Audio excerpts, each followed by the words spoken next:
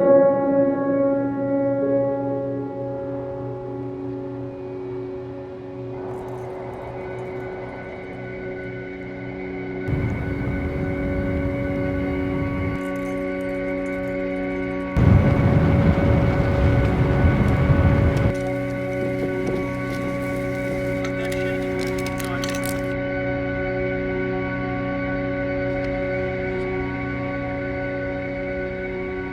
here I am on top of the knife edge ridge.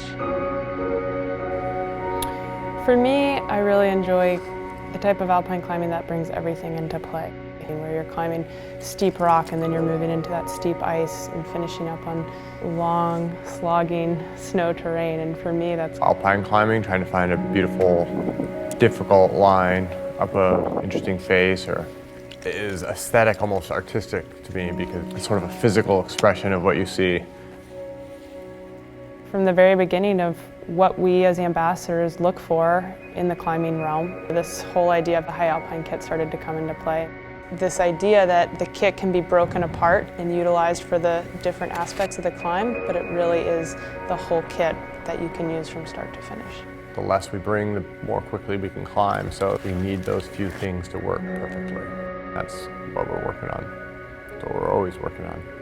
So as I started to dissect what was the state of the art at the time, I realized, wow, there's a lot we can do. And then the ideas started to flow. Why would we take a shortcut when we could do this perfectly? Our team in the Forge, doing R&D work, because there wasn't a mandate for a specific product, it was more of a concept. Can we build the very best? We got together all the ambassadors that work on alpine climbing with us and started creating a list of their ideal features, fit, and every piece they need when they're out climbing these big mountains to make the perfect kit. It's super comfortable, moves really well, and disappears to let you really experience what you're there to do and climb.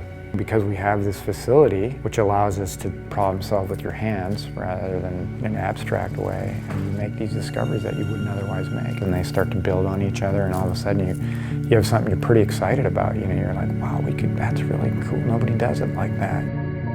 From the base layers that you're going to wear from start to finish. And then you have the mid layers, the nano air top and bottom, that you can wear when you're using more cardio to approach that climb, or maybe you're at the top and you're working really hard to get to the summit.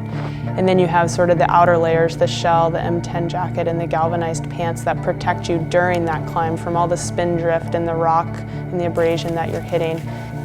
And then to top it off, you have the grade 7 that's going to keep you warm when you get to those bivvies or you're sitting at a really long belay. The hybrid bag, by eliminating that top half of the bag and joining it with something you already have, you cut off half your weight right there, so you've eliminated something, and that's a step towards not only simplicity but ultimately success, because you've lightened your load. That was the challenge with the high alpine kit, to have everything from sort of base layer to insulation that not only worked, that not only was the best waterproof breathable jacket for alpine climbing or the best insulation layer for alpine climbing, but that it worked perfectly with the layer above it and the layer below it, and the whole kit worked together. It was a great challenge, and I'm really happy with how it came out.